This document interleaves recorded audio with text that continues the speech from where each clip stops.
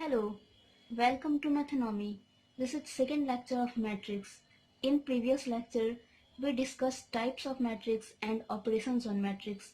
Today we will discuss multiplication and transpose of matrix and we will solve some questions on it. If you didn't see last video, go through my channel. तो अब हम discuss करते हैं multiplication of matrix. For the multiplication of two matrices A and B, product AB exists only when number of columns of A is equal to number of rows in B.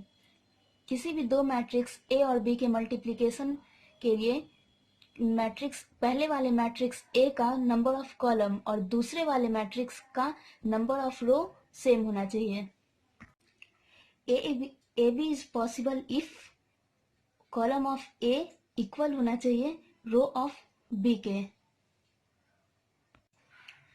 अगर order of A m into N है then order of B n into P ही होना चाहिए. इसका first matrix का column and second matrix का row दोनों same होना चाहिए, इक्वल नंबर, दोनों का नंबर सेम होना चाहिए. ऑर्डर जो होता है वो हमेशा रो इंटू कॉलम के टर्म्स में होता है. फर्स्ट जो होता है वो हमेशा रो बताता है एंड सेकंड जो होता है वो हमेशा कॉलम बताता है. m हमेशा रो को रिप्रेजेंट करता है और n हमेशा कॉलम को रिप्रेजेंट करता है. तो a का नंबर ऑफ कॉलम और b का नंबर ऑफ रो सेम होना चाहिए. लाइक यहाँ पे दोनों n है. तब हम फाइंड कर सकते हैं ab का ऑर्डर ऑफ ab भी फाइंड कर सकते हैं हम. ऑर्डर ऑफ ab जो है वो हो जाएगा m इंटू पी. आप इसको इसी तरह से बॉक्स में लिखेंगे और याद रखेंगे. ऑर्डर ऑफ ए बी हम फाइंड कर सकते हैं m इंटू पी. इसको आप ध्यान से लिखें क्योंकि ऑब्जेक्टिव में ये क्वेश्चन पूछा जाता है. हमारे सामने ये क्वेश्चन है, if a is equal to 5423 and b is equal to 351684 then हमें ए बी फाइंड करना है. और कब, अगर ए बी एग्जिस्ट करता है देन फाइंड करना है. तो सबसे पहले हमें ये चेक करना है कि ए बी एग्जिस्ट करता है या नहीं. तो सबसे पहले हम ए और बी का ऑर्डर देखेंगे. हेयर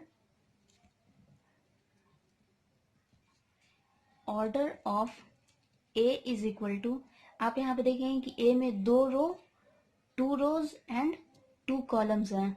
तो इसका ऑर्डर क्या हो जाएगा 2 इंटू 2. फिर हम देखेंगे बी का order of B is equal to, इसमें हम देखते हैं कि रो तो 2 है लेकिन कॉलम 3 है. यहाँ पे 3 कॉलम है तो इसका ऑर्डर हो जाएगा 2 इंटू 3. तो ऑर्डर ऑफ ए है 2 इंटू 2 और ऑर्डर ऑफ बी है 2 इंटू 3. तो हम अभी आपको हमने बताया था कि पहला जो टर्म होता है वो रो बताता है एंड सेकंड जो टर्म होता है वो हमेशा कॉलम बताता है. तो यहाँ पे आप बताइए कि ए का रो क्या है, ए का जो है कॉलम क्या है.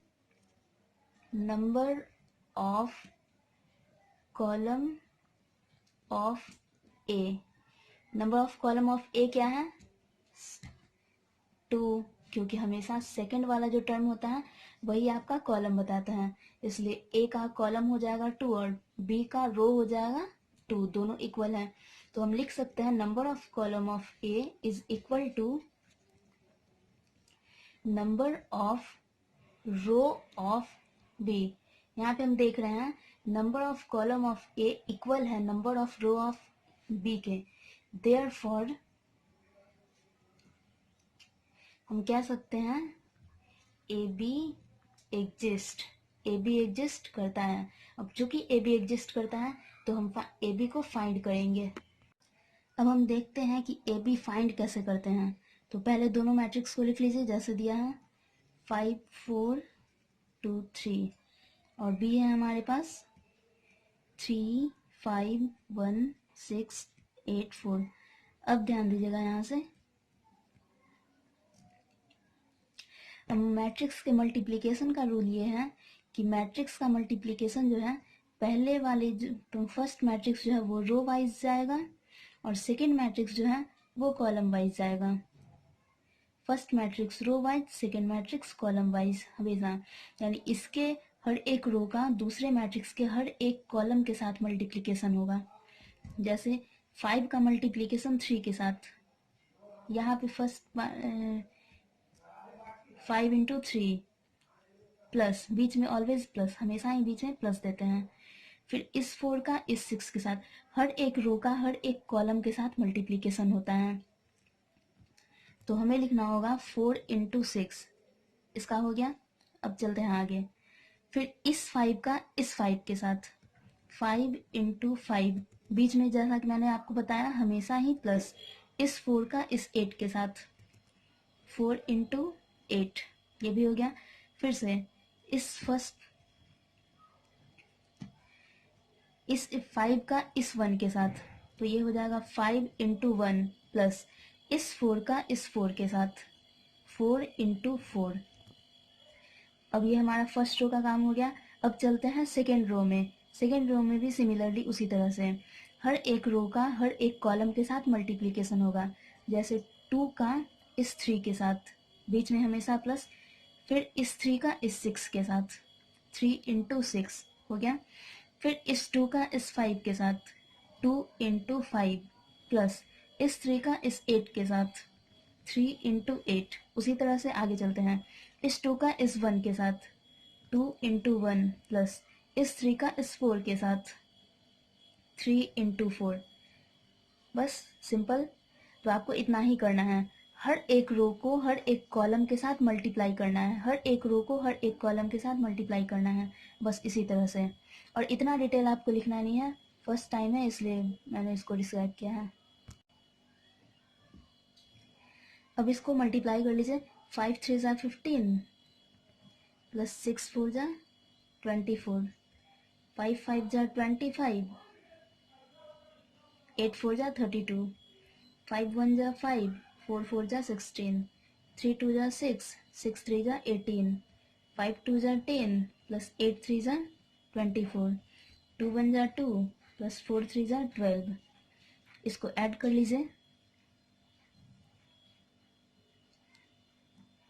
39, 57, 21, 24, 34, 14।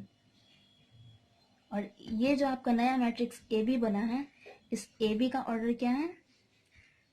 2 इंटू 3। इसमें कितने 2 रो हैं और 3 कॉलम हैं।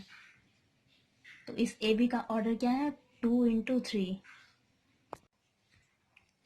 ये रहा आपके सामने सेकेंड क्वेश्चन। गिवन है F X is equal to X square minus 5x plus 7, और आपको दिया है A is equal to 3 1 minus 2। आपको एफ ए फाइंड करना है। तो एफ ए, ये देखिए, आपको एफ ए फाइंड करना है। तो एफ ए के लिए आपको क्या करना होगा? इस इक्वेशन में ये F X is equal to जो एक इक्वेशन दिया है आपको, इस एक्स में पहले तो आप एक्स की जगह पे ए पुट कर लीजिए। तो ये आपका कुछ ऐसा दिखेगा।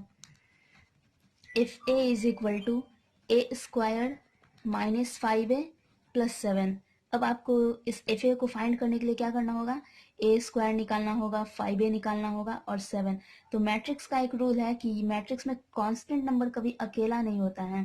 तो ये 7 जो है, इसके साथ में ये I unit matrix, identity matrix last class में जो आपने पढ़ा था, तो कांस्टेंट के साथ हमेशा ही आइडेंटिटी मैट्रिक्स छिपा होता है, और ये उसी ऑर्डर का होगा जिस ऑर्डर के बाकी के मैट्रिक्स होंगे। जैसे अगर ए स्क्वायर 2 इंटू 2 रहा, 5a भी 2 इंटू 2 रहा, तो ये आई अब खुद ही 2 इंटू 2 का ले लिया जाता है। तो अब हमको क्या फाइंड करना होगा? पहले तो ए स्क्वायर फाइंड करना होगा, उसके बाद ए स्क्वायर को ला के हम इस इक्वेशन में पुट कर देंगे। तो चलिए पहले ए स्क्वायर फाइंड कर लेते हैं। तो ए स्क्वायर को हम क्या लिख सकते हैं? A square means A multiplied by A, means A और ए को ए के साथ ही मल्टीप्लीकेशन करना है। तो चलिए अभी आपने सीखा है, मल्टीप्लीकेशन कीजिए मेरे साथ। क्या होगा? हर एक रो का हर एक कॉलम के साथ मल्टीप्लीकेशन होता है। तो इस 3 का इस 3 के साथ और इस 1 का इस -1 के साथ। तो चलिए मल्टीप्लाई करिए। 3 इंटू 3, बीच में हमेशा प्लस, 1 इंटू -1। फिर इस रो का इस कॉलम के साथ, तो क्या हो जाएगा? 3 इंटू 1, इस 1 का इस 2 के साथ, और बीच में हमेशा ही एडिशन, 1 इंटू 2। इस -1 का 3 के साथ, बीच में ऑलवेज प्लस, इस 2 का इस -1 के साथ, 2 इंटू -1। चलिए नेक्स्ट, इस -1 का इस 1 के साथ, -1 मल्टीप्लाइड बाई 1 प्लस इस 2 का इस 2 के साथ, 2 मल्टीप्लाइड बाई 2। इसको मल्टीप्लाई कर लीजिए और ऐड कर लीजिए तो क्या हो जाएगा 3, और ये हो जाएगा -1, 3 प्लस 2, -3 -2, और क्या हो जाएगा -1 प्लस 4। तो ये आपका a² आता है 8, 5 -5 एंड 3। हमें फाइंड करना है FA, तो हम उस FA में इस a² की वैल्यू को ले जाके पुट कर देंगे। FA था हमारा a² -5a प्लस 7i।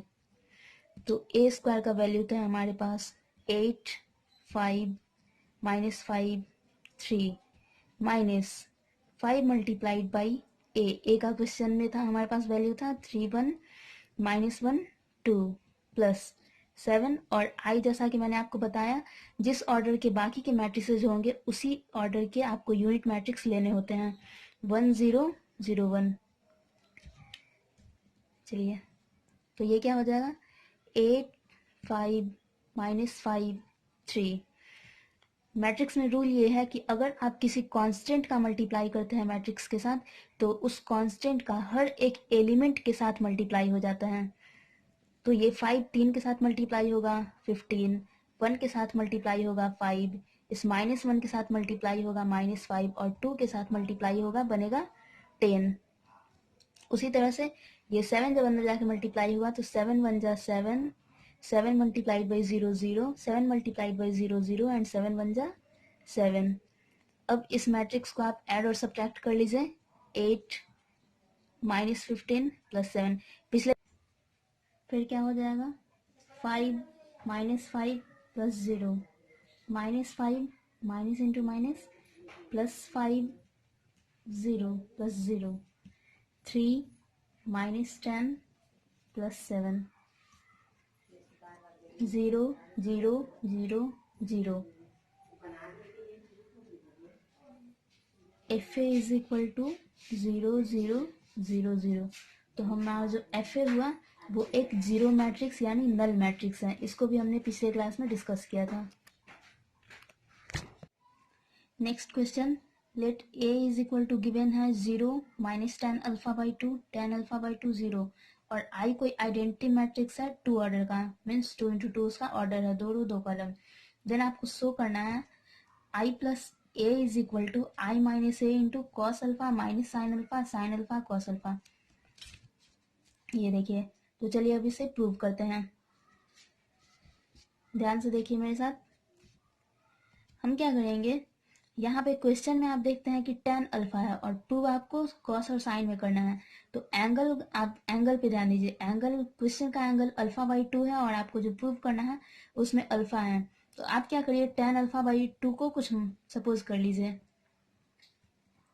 क्योंकि अगर हम tan अल्फा बाई 2 लेके चले तो क्वेश्चन आगे जाके लेंदी हो जाएगा। क्योंकि साइन और कॉस में तो आपको पता है कि साइन का फॉर्मूला tan के टर्म में होता है 1 minus tan square alpha by 2 by 1 plus tan square alpha by 2, और कॉस का फॉर्मूला, सॉरी, कॉस का होता है 1 minus tan square alpha by 2 by 1 plus tan square alpha by 2, और साइन का फॉर्मूला क्या होता है आपने पढ़ा होगा 2 tan alpha by 2 divided by 1 plus tan square alpha by 2। तो आगे जाके tan का टर्म बहुत लेंदी ना हो जाए, इसलिए हम यहाँ से tan को कुछ मान लेते हैं। Let tan alpha by 2 is equal to t, हमने इसको t सपोज कर लिया। तो cos अल्फा बाई 2, देखिए मेरे साथ, cos alpha by, sorry, cos alpha क्या हो जाएगा 1 माइनस, फॉर्मूला आपको याद ही होगा, 1 minus tan square alpha by 2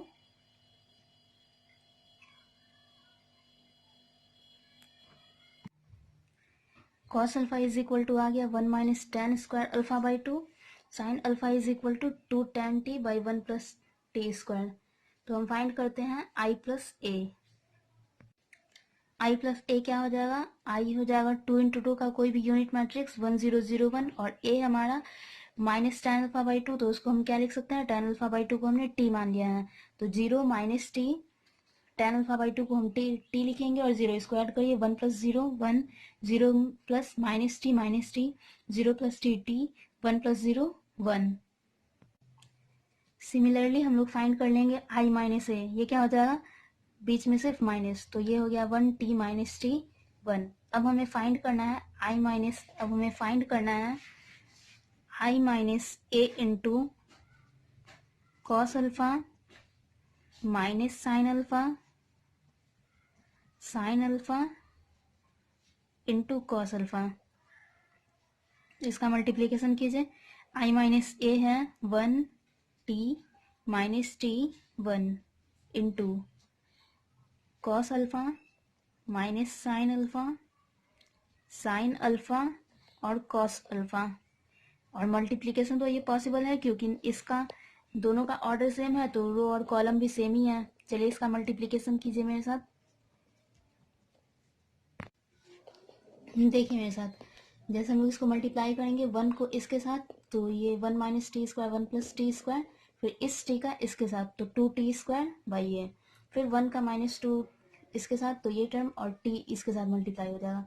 similarly minus T का इसके साथ तो -t इंटू इतना, प्लस 1 का इसके साथ, फिर से -t तो माइनस इंटू माइनस मिलकर प्लस 2t स्क्वायर हो जाएगा, और 1 का 1 - t स्क्वायर के साथ यही टर्म हो जाएगा। जब आप इसको ऐड करेंगे तो 2t square minus T square बचेगा 1 + टी स्क्वायर, और नीचे में 1 + टी स्क्वायर 1, उसी तरह से यहाँ पे टी बच जाएगा -t और टी, और ये 1 - टी टी 1, ये आपका i + 1 के बराबर है। यहाँ देखिए हमने जब फाइंड किया था i + a, तो क्या था, i + a is equal to 1 - t T 1, तो वही टर्म ये इक्वल हो गया, तो हम इसको क्या लिख सकते हैं, i minus A into cos alpha minus sine alpha cos alpha is equal to ये। Proved, simple. नेक्स्ट है हमारा ट्रांसपोज ऑफ मैट्रिक्स। तो अब देखिए कि ट्रांसपोज ऑफ मैट्रिक्स क्या होता है। देखिए वैसा मैट्रिक्स, जब मैट्रिक्स को हम लोग उसके रो को कॉलम में और कॉलम को रो में इंटरचेंज करते हैं, तो उससे जो मैट्रिक्स बनता है उसको ट्रांसपोज ऑफ मैट्रिक्स बोलते हैं। एग्जाम्पल, कोई मैट्रिक्स गिवन है 2 4 1 6, तो इस ट्रांसपोज को हम लोग ए डैश या फिर a⁻t से डिनोट करते हैं। तो ट्रांसपोज ऑफ ए हो जाएगा, इसके रो को हम कॉलम कर देंगे, यानी इसका रो है 2 4, तो इस 2 4 को हम कॉलम बना देंगे। इसका दूसरा रो है 1 6, तो इस 1 6 को हम कॉलम बना देंगे। रो को कॉलम और कॉलम को रो बना देना, जैसे यहाँ कॉलम था 2 1, तो अब ये कॉलम क्या बन गया 2 1 रो, तो इसी को बोलते हैं ट्रांसपोज ऑफ मैट्रिक्स। देखिए क्वेश्चन है a इज इक्वल टू 2 3 -1 0 -5 7, आपको फाइंड करना है ट्रांसपोज ऑफ a का whole transpose is equal to आपको a प्रूव करना है। तो पहले ट्रांसपोज ऑफ a फाइंड कीजिए, तो रो को कॉलम और कॉलम को रो, तो 2 3 -1 ये बन गया कॉलम, 0 -5 7। अब इस ट्रांसपोज ऑफ a का होल ट्रांसपोज करेंगे, तो फिर से ये कॉलम रो बन जाएगा, रो कॉलम बन जाएगा, 2 3 -1 0 -5 7, ये सारा कॉलम बन गया रो। तो आप देखेंगे ये जो टर्म है वो a के इक्वल है, तो हम लिख सकते हैं ट्रांसपोज ऑफ a का whole transpose is equal to a। आप इसको याद कर लेंगे, ये फॉर्मूला है।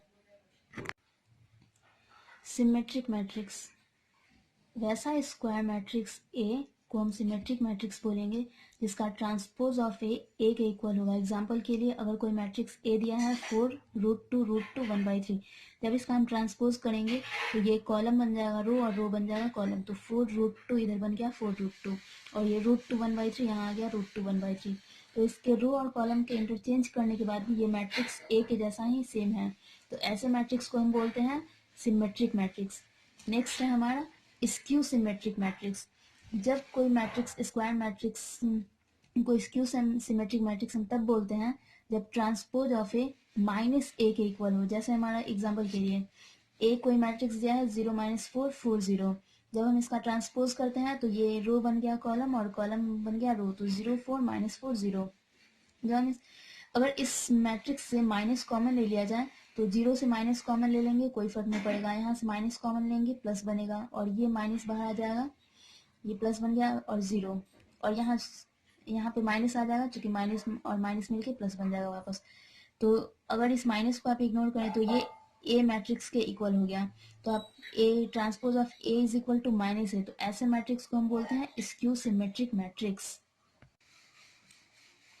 एक नोट पॉइंट है, किसी मैट्रिक्स ए के लिए A plus transpose of A जो होता है, जब ये मैट्रिक्स हम फाइंड करेंगे तो ये हमेशा ही सिमेट्रिक मैट्रिक्स बनता है, और जब ए माइनस ट्रांसपोज ऑफ ए हम फाइंड करते हैं तो वो हमेशा ही स्क्यू सिमेट्रिक मैट्रिक्स बनाता है। आज के लिए इतना ही। आप इस चैनल को लाइक और सब्सक्राइब करते रहें।